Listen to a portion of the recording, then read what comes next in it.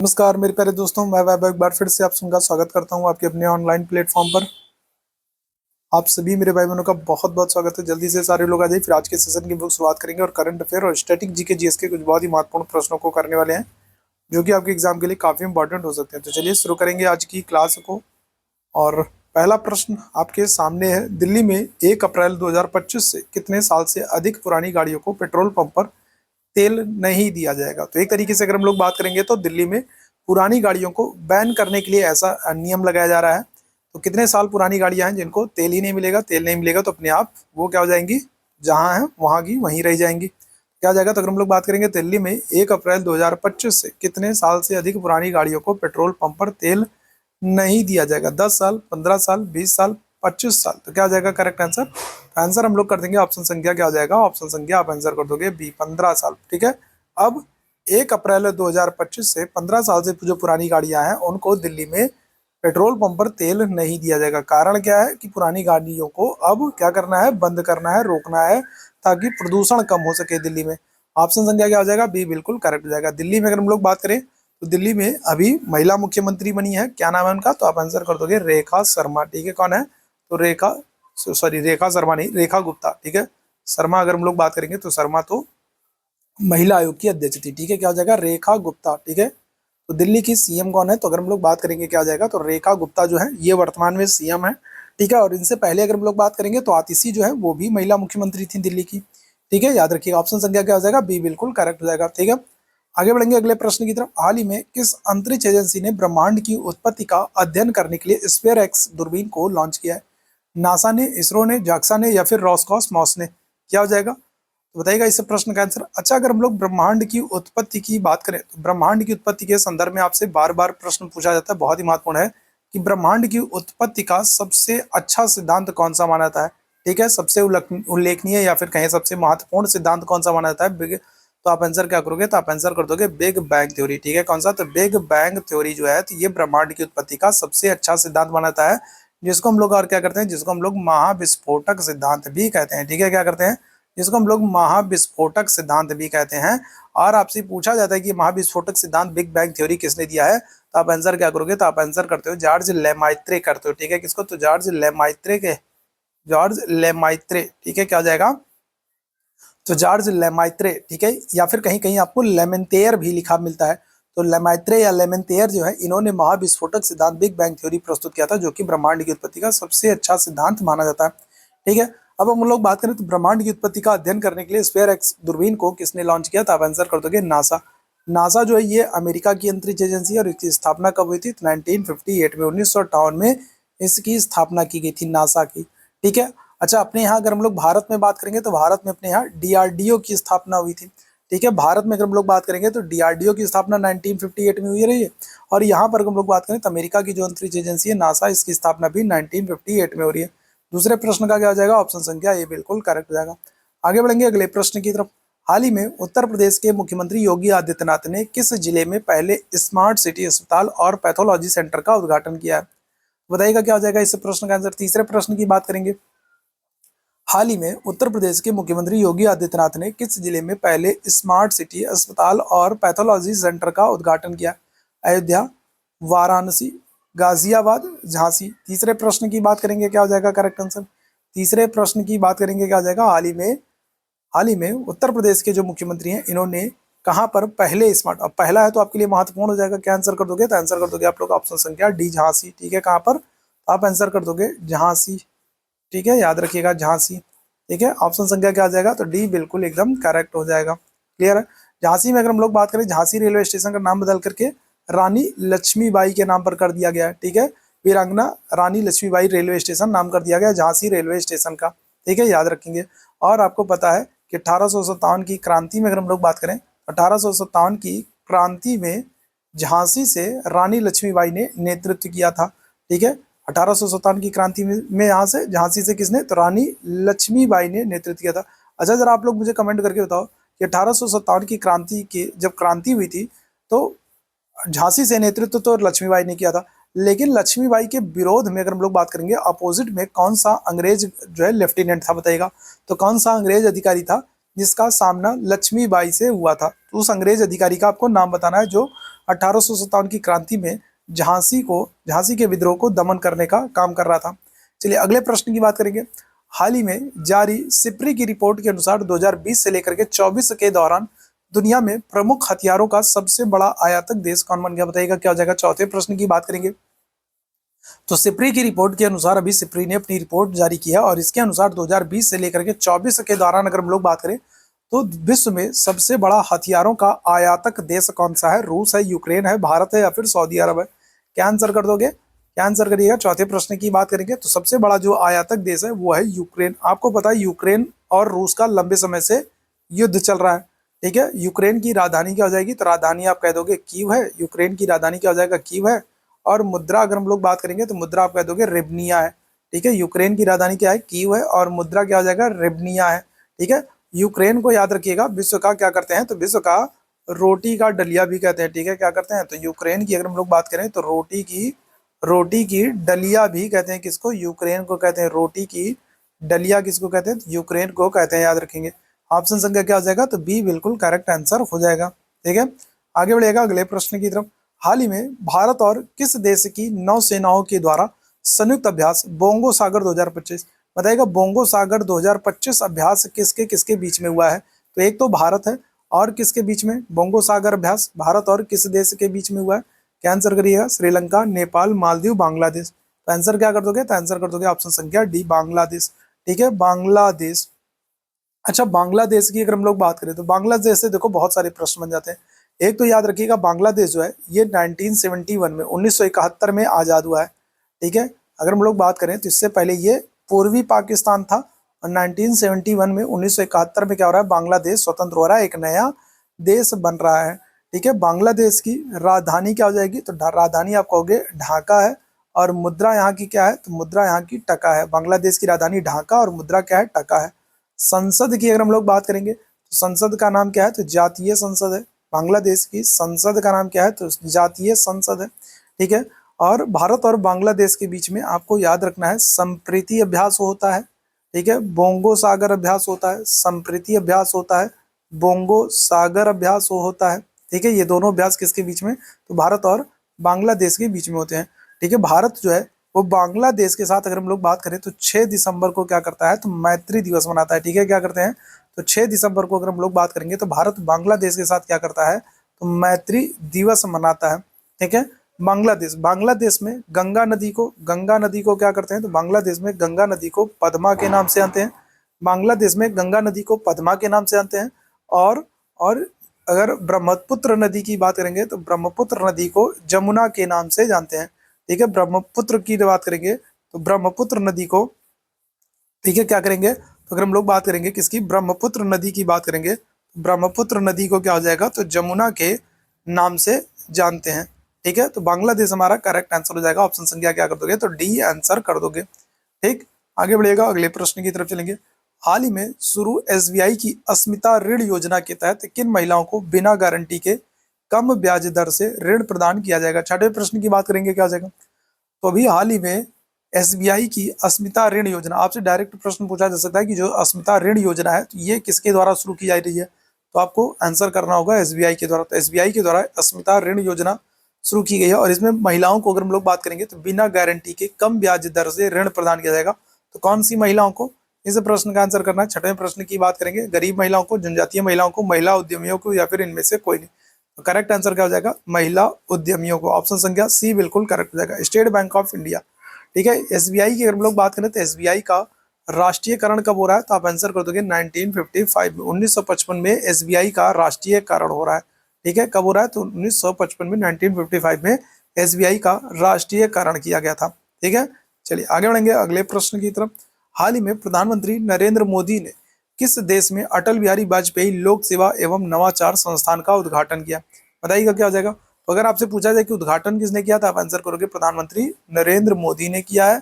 और किस देश में अटल बिहारी वाजपेयी लोक सेवा एवं नवाचार संस्थान का उद्घाटन किया? इटली, अमेरिका, फ्रांस या फिर मॉरिशस? क्या आंसर करिएगा? तो करेक्ट आंसर हम लोग क्या कर देंगे? ऑप्शन संख्या डी आंसर कर देंगे, मॉरिशस। मॉरिशस की राजधानी क्या हो जाएगी? तो आप आंसर करोगे पोर्ट लुइस। मॉरिशस की राजधानी क्या है? तो आप आंसर कर दोगे पोर्ट लुइस है। ठीक है, मॉरिशस की राजधानी क्या है? आप आंसर कर दोगे पोर्ट लुइस। ऑप्शन संख्या क्या हो जाएगा? तो डी आंसर कर देंगे। और यहाँ पर प्रधानमंत्री नरेंद्र मोदी ने अटल बिहारी वाजपेयी, अच्छा अटल बिहारी वाजपेयी जी की अगर हम लोग बात कर रहे हैं, वाजपेयी जी का जो जन्म दिवस है वो मनाते हैं कब, 25 दिसंबर को मनाते हैं। और कौन से दिवस के रूप में, सुशासन दिवस के रूप में 25 दिसंबर को हम लोग क्या करते हैं, तो अटल बिहारी वाजपेयी जी का जन्म दिवस मनाते हैं, ठीक है, सुशासन दिवस के रूप में मनाते हैं, ठीक है। आगे बढ़ेंगे अगले प्रश्न की तरफ। हाल ही में केंद्र सरकार ने किस उच्च न्यायालय के न्यायमूर्ति जय माल्या बागची को सर्वोच्च न्यायालय का न्यायाधीश नियुक्त किया है? बताइएगा क्या हो जाएगा। सर्वोच्च न्यायालय की बात हो रही है, सुप्रीम कोर्ट की बात हो रही है। सुप्रीम कोर्ट की अगर हम लोग बात करें किस अनुच्छेद के तहत, अनुच्छेद 124 के तहत प्रावधान किया गया। सर्वोच्च न्यायालय के जो न्यायाधीश होते हैं, न्यायाधीशों की नियुक्ति अगर हम लोग बात करेंगे, सर्वोच्च न्यायालय के न्यायाधीश की नियुक्ति, शपथ और त्यागपत्र, तो ये तीनों काम कौन करते हैं, तो सर्वोच्च न्यायालय के न्यायाधीशों की नियुक्ति, शपथ और त्यागपत्र तीनों काम राष्ट्रपति करते हैं, ठीक है। क्या हो जाएगा, सर्वोच्च न्यायालय के न्यायाधीशों की नियुक्ति भी राष्ट्रपति करेंगे, शपथ भी राष्ट्रपति करेंगे और त्यागपत्र भी राष्ट्रपति लेते हैं। सर्वोच्च न्यायालय के न्यायाधीशों का कार्यकाल क्या होता है, तो कार्यकाल आप कहोगे 65 वर्ष तक क्या होता है, ठीक है। क्या हो जाएगा, 65 वर्ष की आयु तक सर्वोच्च न्यायालय के न्यायाधीश जो है वो अपने पद पर बने रहते हैं। अनुच्छेद 124 में सर्वोच्च न्यायालय के न्यायाधीशों की बात की गई। आगे से पूछा जा रहा है, न्यायमूर्ति जय माल्या बागची जो है ये सर्वोच्च न्यायालय के न्यायाधीश नियुक्त हुए, ये किस उच्च न्यायालय में थे, तो क्या आ जाएगा, तो करेक्ट आंसर आप लोग आंसर कर दोगे कलकत्ता उच्च न्यायालय, ठीक है। क्या हो जाएगा, कोलकाता उच्च न्यायालय, ऑप्शन संख्या क्या करिएगा, तो सी आंसर करिएगा, ठीक है। चलो आगे बढ़ेंगे अगले प्रश्न की तरफ। वर्ष 2024-25 में भारत की खरीफ खाद्यान्न उत्पादन में अगर हम लोग बात करेंगे और रबी खाद्यान्न उत्पादन में अगर हम लोग बात करें तो कितने लाख मीट्रिक टन अनुमानित है, तो आपसे पूछा जा रहा है, तो खरीफ खाद्यान्न की बात कर रहे हैं और रबी खाद्यान्न की बात कर रहे हैं, तो कितने लाख मीट्रिक टन अनुमानित है। नए प्रश्न की बात करेंगे, क्या हो जाएगा करेक्ट आंसर, क्या आंसर करिएगा, तो ऑप्शन संख्या आप आंसर कर दोगे डी, ठीक है। क्या हो जाएगा, तो ऑप्शन संख्या डी यहाँ पर हमारा बिल्कुल एकदम करेक्ट आंसर हो जाएगा, ठीक है। चलिए आगे बढ़िएगा। रबी की फसल और खरीफ की फसल से प्रश्न आपसे बार बार पूछा जाता है, तो आप याद रखेंगे, ठीक है। चलिए, राष्ट्रीय सुरक्षा दिवस 2025 की थीम क्या है, बताइएगा क्या हो जाएगा। राष्ट्रीय सुरक्षा दिवस 2025 की थीम क्या है, सुरक्षा विकसित भारत के लिए महत्वपूर्ण है, जन कल्याण विकसित भारत के लिए महत्वपूर्ण है, तकनीकी विकास विकसित भारत के लिए महत्वपूर्ण है, या फिर सुरक्षा और कल्याण विकसित भारत के लिए महत्वपूर्ण है। राष्ट्रीय सुरक्षा दिवस 2025 की थीम क्या हो जाएगी, तो आंसर कर दोगे आप लोग ऑप्शन संख्या डी, ठीक है। क्या करोगे, तो ऑप्शन संख्या डी आंसर कर दोगे, सुरक्षा और कल्याण विकसित भारत के लिए महत्वपूर्ण, ऑप्शन संख्या क्या हो जाएगा, डी बिल्कुल करेक्ट हो जाएगा। अगले प्रश्न की तरफ चलते हैं। भारत कब तक देश की पहली हाइड्रोजन ईंधन से चलने वाली ट्रेन को लॉन्च करेगा, तो अगर हम लोग बात करें क्या हो जाएगा बताइएगा। भारत कब तक देश की पहली हाइड्रोजन ईंधन से चलने वाली ट्रेन को लॉन्च करेगा, 31 मार्च, 10 अप्रैल, 1 मई या फिर 1 जून, तो आंसर कर दोगे आप लोग ऑप्शन संख्या ए को। 31 मार्च तक भारत सरकार जो है वो देश में पहली हाइड्रोजन ईंधन से चलने वाली ट्रेन को लॉन्च करेगी, ऑप्शन संख्या क्या हो जाएगा, ए आंसर कर दिएगा, 31 मार्च आंसर कर दिएगा, ठीक है। ऑप्शन संख्या आपका ए बिल्कुल एकदम करेक्ट हो जाएगा, ठीक है। भारत में आपसे पूछा जाए पहली ट्रेन कब चली है, पहली अगर आपसे ट्रेन पूछ लिया जाए, पहली ट्रेन आप आंसर करोगे 1853 में, 1853 में डलहौजी के समय में चली थी। और इस ट्रेन का नाम क्या था, तो इस जो पहली जो ये 1853 में 1853 में जो पहली ट्रेन चल रही है डलहौजी के समय में, इसका नाम था ब्लैक ब्यूटी, ठीक है। क्या नाम था, तो इसका नाम था ब्लैक ब्यूटी, ठीक है। क्या हो जाएगा, तो ब्लैक ब्यूटी इसका नाम था, ठीक है। 1853 में ये ट्रेन चल रही है डलहौजी के समय में। अगर आपसे पूछे भारत में पहली मेट्रो सेवा की शुरुआत कब हुई, अगर आपसे मेट्रो पूछ ले तो आप आंसर क्या करोगे, 1972 में भारत में पहली मेट्रो चल रही है, कहाँ पर, कलकत्ता में, ठीक है। अच्छा, अगर आपसे पहली अंडर वाटर मेट्रो पूछ ले, अगर आपसे पहली अंडर वाटर मेट्रो पूछ ले तो भी आप क्या कहोगे, तो भी आप कहोगे कलकत्ता, पहली मेट्रो कलकत्ता में, पहली अंडर वाटर मेट्रो ये भी कोलकाता में, ठीक है। चलिए आगे बढ़ेंगे अगले प्रश्न की तरफ। अगले प्रश्न का आंसर करिएगा। हाल ही में भारत ने किस देश से आयातित जल उपचार रसायन पर $986 प्रति टन तक डंपिंग रोधी शुल्क लगाया, तो बताइएगा क्या हो जाएगा। 12वें प्रश्न की बात करेंगे तो भारत ने कौन से देश हैं जिन पर ये शुल्क लगाया है, चीन, जापान, उपर्युक्त दोनों या फिर इनमें से कोई नहीं, तो करेक्ट आंसर क्या कर दोगे, तो ऑप्शन संख्या सी आंसर कर दोगे, चीन और जापान दोनों पे, ठीक है। चीन की अगर हम लोग बात करें, चीन की राजधानी क्या हो जाएगी, बीजिंग हो जाएगी। मुद्रा अगर हम लोग बात करें, चीन की राजधानी क्या हो जाएगी, बीजिंग हो जाएगी। और मुद्रा अगर हम लोग बात करेंगे तो मुद्रा क्या हो जाएगी, तो रेनमिंबी यहाँ की मुद्रा हो जाएगी, ठीक है। और यहाँ की अगर हम लोग क्या कर लें, यहाँ की संसद की बात कर लें तो क्या आंसर करोगे, तो नेशनल पीपुल्स कांग्रेस, ठीक है। क्या है, तो नेशनल पीपुल्स कांग्रेस जो है, तो ये चीन की संसद का नाम है। मुद्रा है रेनमिंबी, राजधानी है बीजिंग, ठीक है। वहीं अगर हम लोग जापान की बात कर लें, जापान की राजधानी क्या हो जाएगा, टोक्यो है। ठीक है, मुद्रा क्या है, तो मुद्रा येन है। संसद की बात करेंगे, संसद का नाम क्या है, डाइट है। ठीक है, क्या है, तो संसद का नाम क्या है, डाइट है। ठीक है। अच्छा, भारत और चीन के बीच में अगर आपसे बोले कौन से अभ्यास होता है, तो आप आंसर करोगे हैंड इन हैंड। भारत और चीन के बीच में कौन सा अभ्यास होता है, तो आप आंसर करोगे हैंड इन हैंड। और भारत और जापान के बीच में अगर आपसे बोले कौन सा अभ्यास होता है, तो आप आंसर क्या करोगे, आप आंसर करोगे धर्म गार्जियन वीर गार्जियन। ठीक है, कौन सा, तो धर्म गार्जियन और वीर गार्जियन अभ्यास होता है। ठीक है, धर्म गार्जियन और वीर गार्जियन अभ्यास भारत और जापान के बीच में होता है। चीन का एक शहर है, कौन सा, तो चीन का एक शहर है संघाई, जिसको चीन का मैनचेस्टर कहते हैं। संघाई चीन का शहर है, जिसको चीन का मैनचेस्टर कहते हैं। वहीं जापान में ओसाका शहर है, जिसको जापान का मैनचेस्टर कहते हैं। तो ये दोनों ध्यान रखिएगा, चीन का मैनचेस्टर पूछा जाए तो संघाई, और जापान का मैनचेस्टर पूछा जाए तो ओसाका। ठीक है, चलिए आगे बढ़ेंगे अगले प्रश्न की तरफ। अगले प्रश्न का आंसर करेंगे, हाल ही में आए उष्ण कटिबंधीय चक्रवात अल्फ्रेड ने किस देश को सबसे अधिक प्रभावित किया। तो अभी अल्फ्रेड जो है, अल्फ्रेड नामक चक्रवाती तूफान आया है, उष्ण कटिबंधीय चक्रवात आया है, और इसने सबसे ज्यादा किस देश को प्रभावित किया, अमेरिका, जापान, ऑस्ट्रिया, ऑस्ट्रेलिया। क्या आंसर करिएगा, आंसर कर देंगे ऑप्शन संख्या डी, ऑस्ट्रेलिया को। ठीक है, ऑस्ट्रेलिया जो है ये सबसे छोटा महाद्वीप है। ऑस्ट्रेलिया जो है ये सबसे छोटा महाद्वीप है, चारों तरफ से जल से घिरा है, इसलिए इसको द्वीपीय महाद्वीप कहते हैं। ऑस्ट्रेलिया को द्वीपीय महाद्वीप भी कहते हैं, क्योंकि चारों तरफ से जल से घिरा है और सबसे छोटा महाद्वीप है। पूरी तरीके से ऑस्ट्रेलिया महाद्वीप दक्षिणी गोलार्ध में स्थित है, और ऑस्ट्रेलिया महाद्वीप के बीचों बीच से मकर रेखा गुजरती है। ठीक है, क्या होता है, तो ऑस्ट्रेलिया महाद्वीप के बीचों बीच से मकर रेखा गुजरती है। ऑस्ट्रेलिया को प्यासे भूमि का देश भी कहते हैं, ऑस्ट्रेलिया को प्यासे भूमि का देश भी कहते हैं। ठीक है, और प्लास्टिक मुद्रा जारी करने वाला पहला देश ऑस्ट्रेलिया है। ठीक है, प्लास्टिक अगर हम लोग बात करें, अगर हम लोग प्लास्टिक की बात करें, तो प्लास्टिक मुद्रा जारी करने वाला पहला देश कौन सा है, तो प्लास्टिक मुद्रा जारी करने वाला पहला देश ऑस्ट्रेलिया है। ठीक है, तो ऑप्शन संख्या डी बिल्कुल करेक्ट हो जाएगा। अगले प्रश्न की तरफ चलेंगे, हाल ही में केंद्र सरकार ने किस न्यायालय में दोषी सांसद विधायकों के चुनाव लड़ने पर आजीवन प्रतिबंध लगाने की याचिका का विरोध किया है।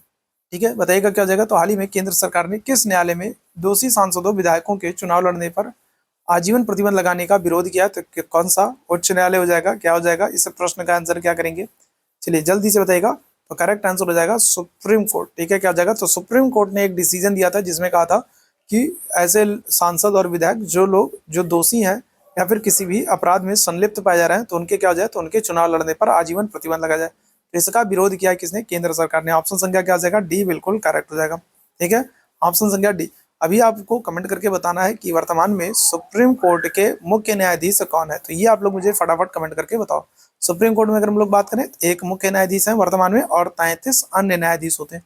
टोटल कितने, टोटल 34 न्यायाधीश होते हैं। तो वर्तमान में मुख्य न्यायाधीश कौन है, ये आप लोगों को बताना है। ठीक है, आगे बढ़ेंगे, हाल ही में किस देश ने प्रति लाख जीवित जन्मों पर 100 मातृत्व मृत्यु दर का लक्ष्य हासिल कर लिया, बताइएगा क्या हो जाएगा। तो अगर हम लोग बात करें, इस प्रश्न का आंसर करेंगे, क्या हो जाएगा, इस प्रश्न की बात करेंगे, क्या हो जाएगा, इस प्रश्न का आंसर करिएगा, बताइएगा क्या हो जाएगा। तो अगर हम लोग बात करेंगे, करेक्ट आंसर क्या कर दोगे, तो ऑप्शन संख्या बी आंसर कर दोगे, अपने प्यारे भारत ने। ठीक है, अगर हम लोग बात करेंगे, तो भारत में सबसे ज्यादा जो साक्षरता दर है, भारत में अगर हम लोग बात करें सबसे ज्यादा साक्षरता दर, या फिर बात कर ले भारत में सबसे ज्यादा लिंगानुपात। ठीक है, क्या है, तो भारत में सबसे ज्यादा लिंगानुपात आपसे पूछ ले कि कहाँ पर है, तो आप आंसर कर दोगे केरल में। सबसे अधिक साक्षरता और सबसे ज्यादा लिंगानुपात केरल में। सबसे कम अगर आपसे साक्षरता पूछ रहे, सबसे कम साक्षरता कहाँ पर है, तो अपने प्यारे बिहार में सबसे कम साक्षरता है। और अगर आपसे सबसे कम लिंगानुपात पूछ ले कि सबसे कम लिंगानुपात कहाँ पर है, तो आप आंसर कर दोगे हरियाणा में। ठीक है, कहाँ पर, तो हरियाणा में आंसर कर दोगे। ठीक है, चलिए आगे बढ़ेंगे अगले प्रश्न की तरफ। पौधे अपना भोजन स्वयं बनाने के लिए किस प्रक्रिया का उपयोग करते हैं, बताइएगा क्या हो जाएगा। तो आपको पता है पौधे अपना भोजन स्वयं बनाते हैं, और अपना भोजन बनाने के लिए कौन सी प्रक्रिया का प्रयोग करते हैं, श्वसन का, प्रकाश संश्लेषण का, पाचन का, या फिर वाष्पोत्सर्जन का। तो क्या आंसर कर दोगे, तो आप आंसर कर दोगे प्रकाश संश्लेषण का। ठीक है, पौधे अपना भोजन जो है सूर्य के प्रकाश से प्रकाश संश्लेषण होता है, और उसमें अपना भोजन बनाते हैं। ठीक है, पौधों की पत्तियों का रंग हरा होता है, और हरा क्यों होता है, तो आप आंसर करोगे क्लोरोफिल के कारण होता है। ठीक है, क्या होता है, तो क्लोरोफिल के कारण अगर हम लोग बात करेंगे, तो पौधों की पत्तियों का रंग हरा होता है। ठीक है, अच्छा, पौधों में ही आपको दो चीजें मिलती हैं, आपसे पूछा भी गया है, एक होता है जाइलम और एक होता है फ्लोएम। ठीक है, तो अगर हम लोग बात करें, तो जाइलम क्या करता है, तो जाइलम जो है पौधों में जल का संचरण करता है, और फ्लोएम की अगर हम लोग बात करेंगे तो ये खनिज तत्वों का संचरण करता है। ठीक है, याद रखिएगा। तो क्या हो जाएगा, तो जाइलम और फ्लोएम से भी प्रश्न पूछा गया है। जाइलम जो होता है ये पौधों में जल का संवहन करता है, और फ्लोएम जो है वो खनिज तत्वों का संवहन करता है। तो ऐसे प्रश्न भी आपसे पूछे गए हैं। ठीक है, तो ऑप्शन संख्या क्या करिएगा, तो बी आंसर करिएगा। आगे बढ़ेंगे अगले प्रश्न की तरफ। भारतीय संविधान के किस अनुच्छेद में समान नागरिक संहिता का उल्लेख किया गया? बताइएगा, समान नागरिक संहिता। अच्छा, अगर आपसे पूछा जाए समान नागरिक संहिता लागू करने वाला पहला राज्य, तो पहला राज्य आप क्या आंसर करोगे, आप आंसर करोगे गोवा। समान नागरिक संहिता को लागू करने वाला पहला राज्य गोवा। लेकिन अगर आपसे स्वतंत्रता के बाद आपसे पूछ ले, स्वतंत्रता के बाद अगर आपसे पहला राज्य पूछा जाए, तब आप आंसर क्या करोगे, आप आंसर कर दोगे उत्तराखंड। किस अनुच्छेद में है समान नागरिक संहिता का प्रावधान? तो ऑप्शन संख्या बी हो जाएगा, अनुच्छेद 44 में, डीपीएसपी में, directive principles of state policy, राज्य के नीति निर्देशक तत्वों में अनुच्छेद 44 में समान नागरिक संहिता का प्रावधान किया गया। ऑप्शन संख्या क्या हो जाएगा, बी आंसर करिएगा। ठीक है, आगे बढ़ेंगे अगले प्रश्न की तरफ। वर्नाक्युलर प्रेस एक्ट किस गवर्नर जनरल के कार्यकाल में पारित किया गया? दो चीजें बनती हैं, एक तो आपसे ये बनता है कि किसके समय में पारित किया गया और किसके समय में हटाया गया। आपसे अगर पूछा जाए किसके समय में पारित किया गया, तो आप आंसर करोगे किसको, ऑप्शन संख्या ये कर दोगे, लॉर्ड लिटन के समय में 1878 में, 1878 में वर्नाक्युलर प्रेस एक्ट को पारित किया गया। अगर आपसे पूछा जाए हटाया किसके समय में गया, तो आप आंसर करोगे रिपन के समय में। ठीक है, लॉर्ड लिटन के समय में लगाया गया और रिपन के समय में हटाया गया। ठीक है, तो लिटन आंसर करिएगा। लिटन के संदर्भ में बहुत सारे प्रश्न बन जाते हैं, जैसे कौन कौन से प्रश्न बन जाएंगे। पहला तो आप याद रखिएगा कि एक तो इनके समय में वर्नाक्युलर प्रेस एक्ट लगाया गया, जिसके तहत भारतीय समाचार पत्रों पर प्रतिबंध लगा दिया गया। वर्नाक्युलर प्रेस एक्ट इनके समय में आया। दूसरा अगर हम लोग बात करेंगे तो इनके समय में आर्म्स एक्ट आया, भारतीयों को हथियार रखने पर पाबंदी लगा दी गई, आर्म्स एक्ट। तीसरा इनके समय में याद रखिएगा सिविल सेवा में शामिल होने की जो आयु है वो 21 से घटाकर 19 वर्ष कर दी गई। ये काम लिटन के समय में ही किया गया था। सिविल सेवा में शामिल होने की आयु 21 से घटाकर 19 वर्ष कर दिया गया। लिटन जो है ये ओवेन मैरीडेथ के नाम से कविताएं लिखता था, ये भी याद रखिएगा। ठीक है, क्या हो जाएगा, तो ओवेन मैरीडेथ के नाम से कविताएं लिखता था। और इसके समय में स्ट्रेची आयोग का गठन किया गया, जो कि अकाल से संबंधित, ये बड़ा महत्वपूर्ण है। स्ट्रेची आयोग, स्ट्रेची आयोग का गठन किया गया था जो कि अकाल से संबंधित है, और किसके समय में, तो लिटन के समय में। ठीक है, आगे बढ़ेंगे अगले प्रश्न की तरफ। गेटवे ऑफ इंडिया कहाँ पर बताएगा, बहुत ही महत्वपूर्ण सा, बहुत ही अच्छा सा प्रश्न है। Gateway of India Delhi, Mumbai, Kolkata या फिर चेन्नई। देखो दो चीजें होती है, एक होती है गेटवे ऑफ इंडिया और एक होती है इंडिया गेट। तो कंफ्यूज मत होइएगा, आप लोग कंफ्यूज हो जाते हो। ठीक है, अगर आपसे इंडिया गेट पूछा जाएगा तो आप आंसर करोगे कहाँ पर, तो आप आंसर करोगे नई दिल्ली। इंडिया गेट पूछा जाएगा तो आप आंसर कर दोगे नई दिल्ली। अगर आपसे गेटवे ऑफ इंडिया पूछा जाएगा तो आप आंसर क्या कर दोगे, आप आंसर कर दोगे मुंबई। ठीक है, क्या आंसर कर दोगे, तो आप आंसर कर दोगे मुंबई। ठीक, चलिए आगे बढ़ेंगे अगले प्रश्न की तरफ। फतेहपुर सीकरी में इबादत खाने का निर्माण किसने कराया? बताइएगा क्या हो जाएगा, फतेहपुर सीकरी में इबादत खाने का निर्माण।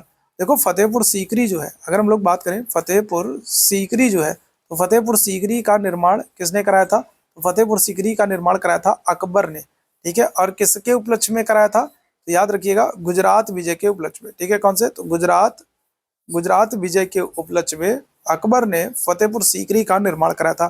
ठीक है, और इसी फतेहपुर सीकरी में अकबर क्या करेगा, तो 1575 में क्या करता है, इबादत खाने का निर्माण कराता है। और 1578 में क्या करेगा, इबादत खाने को सभी धर्मों के लिए खोल देगा। पहले क्या था, तो पहले सिर्फ मुस्लिम वर्ग के लिए था इबादत खाना, लेकिन 1578 में क्या कर देगा, तो अकबर इसको बाकी सभी धर्मों के लिए भी खोल देगा। तो ऑप्शन संख्या क्या हो जाएगा, तो आपका सी बिल्कुल करेक्ट हो जाएगा, अकबर हो जाएगा। क्लियर है? तो ये आज का महत्वपूर्ण सेशन था। डेली हम लोग करंट अफेयर के और स्टैटिक जीके जीएस के कुछ बहुत ही महत्वपूर्ण प्रश्नों को करते हैं, जो कि आपके एग्जाम के लिए काफी इंपॉर्टेंट हो सकते हैं। तो जितने मेरे भाई बहन जुड़ते चल रहे हैं, आप सब लोगों से निवेदन करूंगा कि सेशन को लाइक कर दीजिएगा, शेयर कर दीजिएगा, चैनल पर पहली बार हो गए तो सब्सक्राइब कर लीजिएगा। चैट बॉक्स में आपको टेलीग्राम का लिंक दिख रहा होगा, टेलीग्राम चैनल से नहीं जुड़ेंगे तो जरूर जुड़ जाएगा। तभी के लिए बस इतना ही करेंगे। थैंक यू सो मच, आपसे भी मेरे भाई बहनों को मेरे साथ जुड़ने के लिए। Thank you so much, good night, शुभ रात्रि।